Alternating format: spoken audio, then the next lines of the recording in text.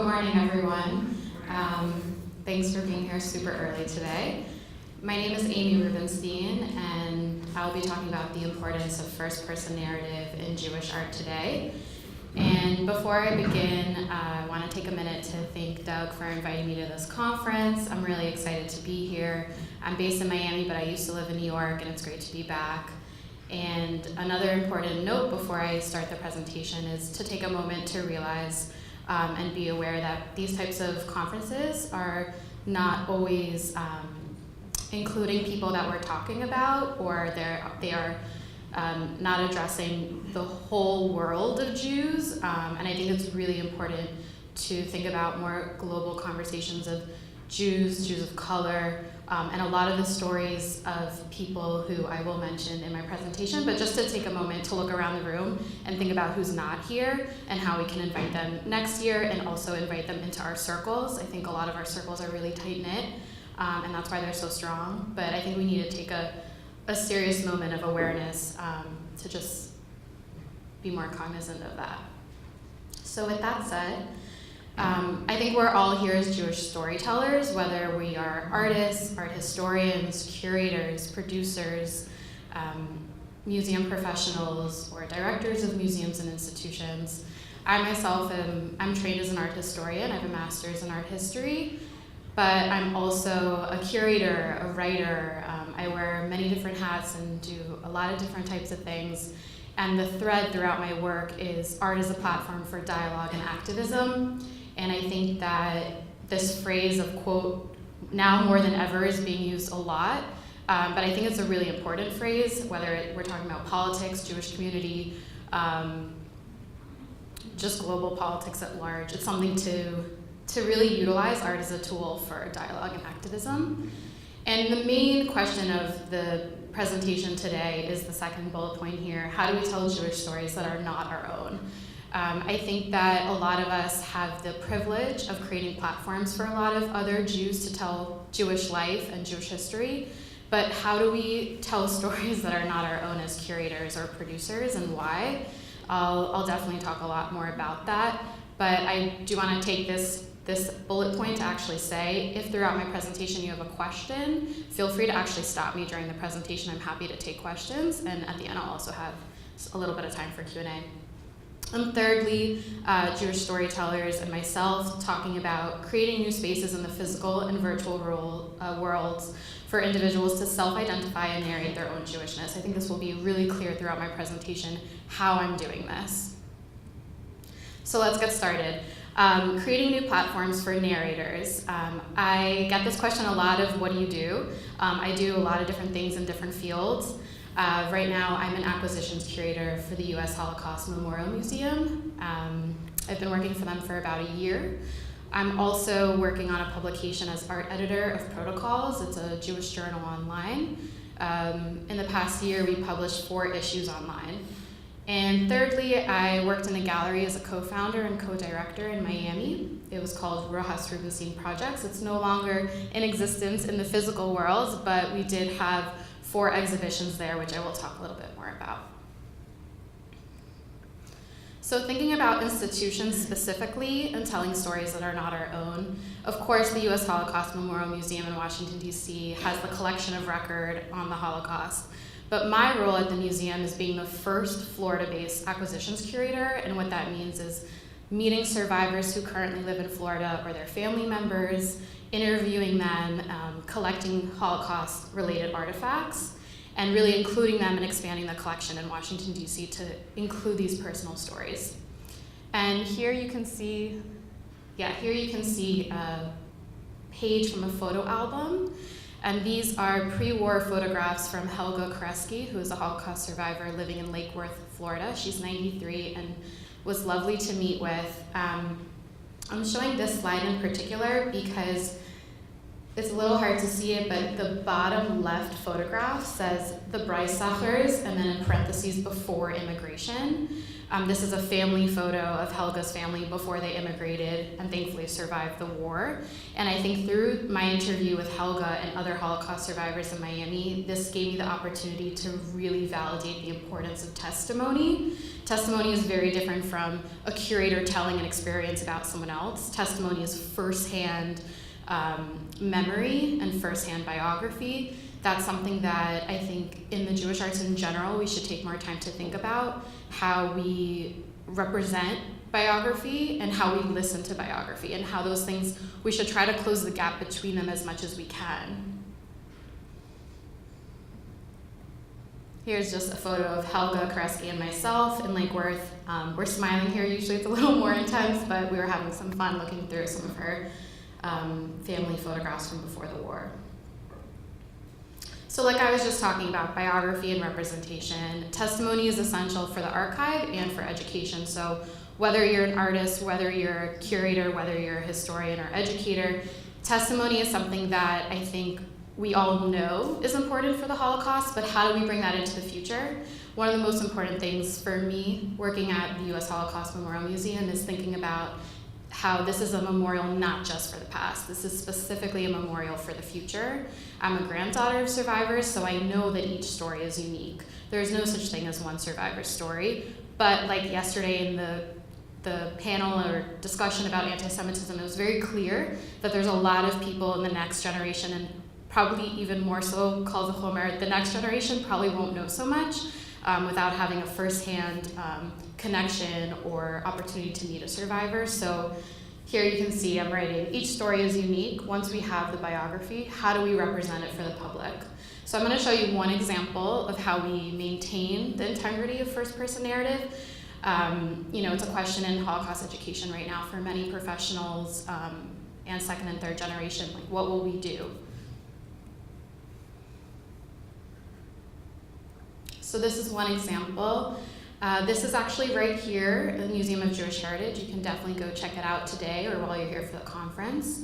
The New Dimensions in Testimony is this incredible research project created by USC Shoah Foundation, where they interview Holocaust survivors and then use incredible natural language processing, which is a type of artificial intelligence technology, to create these. Here you can see there are these two-dimensional holograms. They also create three-dimensional holograms of Holocaust survivors. They also have a virtual reality film where you can experience one survivor, Pinchas Gutter's experience and survival story in a concentration camp. And the most important part of New Dimensions in Testimony to me is that this is a form of interactive dialogue with a Holocaust survivor, even though it's a bit bizarre to see these survivors as these like digital beings. I think it's a really powerful tool to give people the opportunity to actually ask them, what makes you happy? What songs did you sing on Shabbat? What was your favorite food that your mother cooked before the Chagim or holidays? I encourage you to really go and interact with these virtual immersive exhibitions, and it gives you an opportunity to see what we can do in the future. I personally did not work on this project at all. I'm just really interested in it, and I spoke with Susan Poplar, who's director of the program, and I had this conversation with her where a lot of people go to this exhibition and then they have more questions, or they go to another exhibition at another museum and then they leave with questions, and this is actually an opportunity to ask your questions. So we talked a little bit about a museum and institutional way of providing a platform for first-person narrative. Now I'm going to talk about this online publication protocols. Here's a screenshot of our website, issue 4, Pirkei Avot, which was exploring oral tradition, oral history, different forms of Torah Sheba'al Peh, and the way that we really transmit memory through generations. I'll just say a little bit about Protocols and then I'll go on because there isn't so much time. Protocols, we've been around for about a year now. We're an online quarterly publication. It was founded by Ben Ratzkoff, who is the editor-in-chief based in LA. I'm the art editor, and we are a cultural journal that seeks to amplify the voices of Jewish writers and artists, marginalized or excluded for their identities and or ideas. We started right after Trump was elected, and we wanted to be a platform or a home for collective engagement and dialogue. And I think that if you take a look at our website, you'll really get a sense of each issue grappling with both rabbinical traditions, biblical traditions, current global politics, and really including a lot of voices that are often overlooked in mainstream Jewish media.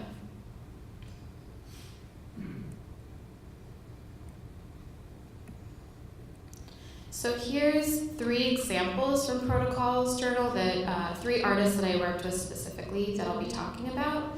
And the way that I'll be discussing these artists and their own first-person narratives is through the lens of looking at queerness, intergenerational trauma, and multicultural families.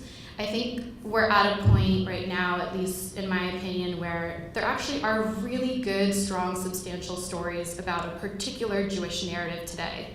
I'm really proud to be a part of that conversation, but I think we all should take the next step to include more stories and bring those stories into the conversation that's already being had. I know I spoke with Doug a lot about Jewish Ashkenazi tradition, which, by the way, is my tradition, but I feel very empowered to actually include people who are not in that tradition into this really tight-knit, elitist group of Jews that have a lot of privilege and publicity at our fingertips right now. So these artists that I'll talk about, I'll just point them out and I'll show the images again in a minute. On the left, we have Sterna Goldblum, who is an incredible artist. She's ex-Hasidic, as that's how she self-identifies, and she's at RISD. She just had a great exhibition. On the top right, this is a photograph by Monica Uzeritz, and she's based in Miami. She's a writer and a photographer. And the bottom right is Adi Liraz. She's a Berlin-based artist, and she does incredible textile performance work about her family's history in Greece before the Holocaust. So we'll start with Adi Liraz, and this quote just really sticks with me. In my grandmother's house, no Yiddish was spoken, no klezmer music heard. This is a part of a text that she actually wrote for Protocols. We wanted to include the images of this piece. What you can see here is this incredible fabric work. When Adi was looking back on her own family story of Jews who lived in Greece before the war, she started taking photographs of her family members, using dyes on these different textiles and sewing and doing a lot of textile work, which she later realized was something that her grandmother used to do, not specifically with photographs and dyes, but a lot of textile work. And this was a way for her to connect to her heritage and really think about the story that she didn't know about before. And I think, again, like I was just saying, Yiddish is something that I personally feel very connected to. And when I approached Adi about being in Protocols, I said, we want to know more about your story, not just look at your artwork. And I think it's important that we don't just pluck art out of artist studios or out of other publications online and then plop them into our own spaces. We should take the opportunity to actually ask them to either write something about it, which of course many people do, but to write something that's very personal rather than just about process and materiality, because that gives us an opportunity to look into someone else's heritage and their identity. And here's a screenshot of Protocols' photo essay by Monica. I commissioned her to specifically create a photo essay for our journal. I really wanted to have her grapple with her own multicultural family. And for Protocols and through many, many phone calls and brainstorming sessions, she put together this photo essay, which is 3 vignettes. The first vignette is about her paternal grandmother, Eva, who was an Auschwitz survivor. The second vignette is about her maternal grandmother, Elba, who's Puerto Rican and converted to Judaism. And the third vignette is about herself and the way that her own identity, her own Jewishness and her own body is this vessel for all these different fluid identities of Judaism for her. And then the photographs that are included in the essay have a photograph of each grandmother with a juxtaposition of a photo, as you can see here, of water in Miami. And she was interested in the specific points of water where salt water and fresh water meet, and how they don't necessarily interact and they keep their own forms, even though they interact just a bit. And her work is really interesting, and I think it's a really good example of when giving an artist an opportunity to narrate their own story, what they can create. She had never really grappled with both sides of her family tree before, so I'm really proud of this, and I hope that you take a look at it later. And then the third artist that I'll talk about for protocols before I move on is Shirna Goldblum. And she's an artist that explores gender roles and the binaries in Jewish life specifically. This is a photograph of from a series called Sitra Achra, which literally means the other. And she explores these predetermined roles that she didn't see herself in growing up. And when she broke away from these expectations, she started to create really powerful art. I actually saw her work online, and I reached out to her to create something to expand on this body of work for protocols. And again, having a conversation with her and kind of meeting her with where she was at and the new work she was working on, she created this, which is a self-portrait. I think it speaks for itself to see the transformation of that to this. How she's embodying all these different identities in one image is just really powerful to me. And we also have like a little blurb explaining, you know, what this image means to her. You can check it out online, but just to say one more time, I think that this really is a way to not project our own stories onto artists, but it's an opportunity to actually elevate the artist's story and let them speak for themselves. So the last part of the presentation before I move on to questions is I'll talk about a gallery/project space model for creating a platform for artists to tell, Jewish artists to tell the story of Jewish life. So here is a photograph of a gallery that I co-founded in Miami a few years ago. It was a one-year project exhibition space. We curated 4 exhibitions in 1 year in Miami. This is just to give you like a sense of the interactiveness of the gallery, but I won't be talking too much about this artwork.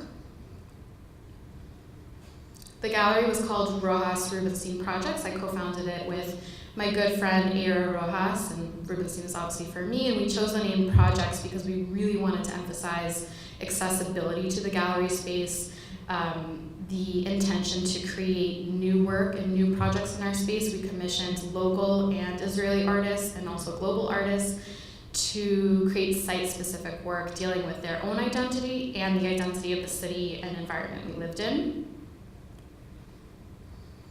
So the last exhibition that we created and curated for this space was the period exhibition. We got national press, incredible amount of people just walking down the street would come in, and we had a lot of programming. It was from April to June 2017. We had 8 artists, we had performances, programs, workshops.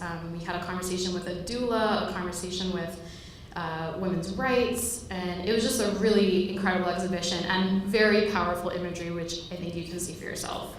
So 2 artists from this exhibition were Jewish, and it was really important to me to include Jewish artists in this space and in this topic. And the 2 artists that I'll talk about now are Eleanor Carucci, who's an Israeli-American artist based right here in New York City.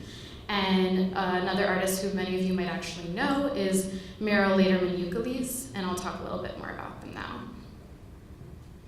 So if you're wondering how the period exhibition should or might include Jewish art, I think a very obvious but overlooked topic is mikveh and menstruation and Jewish ritual as art. I think that a lot of Jewish law and Jewish tradition keeps a lot of things in private for a very specific sacred reason. However, there's a real need and demand right now to create spaces where private topics can be discussed publicly. I think that there's a real demand for that, and there's a lack of information for Jews who are interested in practicing but don't know how to get involved, but also for people who are not Jewish to just know more about the nuances of our own identities. So this idea of private versus public, or what I like to think about, which is private and public. You can choose what you keep private, what you keep public, but you have to increase access to the information. And then of course the third point here is the impact, like what that means, what that does, and I'll talk a little bit more about that. So Mira Lederman-Euclid is an incredible feminist artist. She wrote her own manifesto in 1969, so she's been doing this for quite a while now, creating work like you see right here. This is from a performance that she did called Mikvah Dreams. We showed in the gallery space, we exhibited typewritten paper that documented her performance, and it basically, you can't read it here, but you can get a sense at the top. There's paragraphs of information of how she would prepare for mikveh, the meticulous details of cleaning the cuticles of her nails, making sure she didn't have any debris on her body, very, very specific information.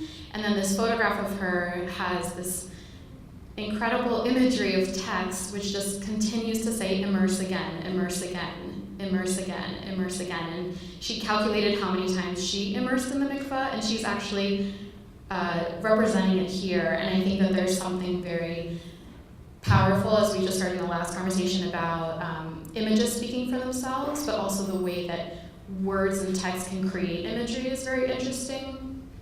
And I think also one more point to say about this is by Meryl including the specific ritual details and processes, that enables people in the gallery space to actually read, oh, this is what someone does when they go to mikveh, rather than reading the text and the laws themselves. They can actually read one person's experience of it, and I think that that's a very important tool. So she created a manifesto, which I just mentioned, called this. I recommend that you read the whole thing. This is just one detail from it. The Maintenance Art Manifesto from 1969. It's really powerful. She's basically challenging the domestic role of women. And think about it, this is in 1969, so even though things have changed now, it's still very relevant, but even more so then, she was reconsidering, you know, what a household job of a mother, a wife, an artist, a woman is like. And she was really frustrated that the work she was doing at home wasn't considered art, because for her it was part of her practice, and it really, I think, just recalibrated a lot of work in this time period to think about it in this way, thinking of maintenance as art. And you know, you can read it yourself here. Here's just a few details from that manifesto, but the last line of this part 1 section is, my working will be the work. And I think that Meryl made a movement out of maintenance, but it's also an inspiration for us today that our work as Jewish art cultural producers, whether we're scholars or writers or curators, our work in creating platforms for other artists is the work, in my opinion. So this slide is a photograph of Eleanor Karuji's menstrual period. And this is from 2000. I felt that it was very important to include this image because it's actually not shocking. This is a photograph of her menstrual blood in the toilet, which is more of a documentary style photograph than anything.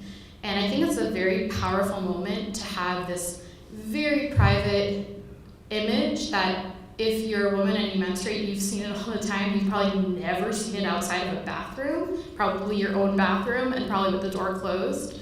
And for my co-founder and I to exhibit this in a gallery space was just incredibly, incredibly important. We had people come into the space and say, I've never seen that before. Or we've had people come into the space and just immediately start sharing their own personal stories about women's health, women's bodies, life cycles, abortion, infertility. It was just really powerful to see what a simple documentary style image can do.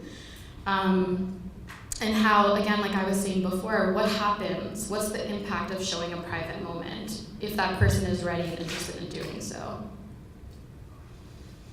So with that to end my presentation, I'd like to end with this quote. Thinking about first-person narrative, history isn't what happened, it's who tells the story. I feel like as a professional in the field right now, this is the first time where this is actually being understood and perhaps really being grappled with, probably since World War II. And Dr. Sally Roche Wagner is an incredible writer, scholar, author of her new book, Women's Suffrage Movement, and she said this quote in order to reconsider and re-examine women's histories. And with women's histories, I'll also add in LGBTQ plus histories. These are histories that, honestly, many people don't have access to and don't know. And I think that being in the Jewish arts, a lot of these artists are Jewish, and the only way to include their stories is by adding them into the conversation and allowing them to speak for themselves. And I think that my role within the institution of a museum, within a gallery space, and with an online publication, these are three very different ways that they can be tools to enable artists to do this.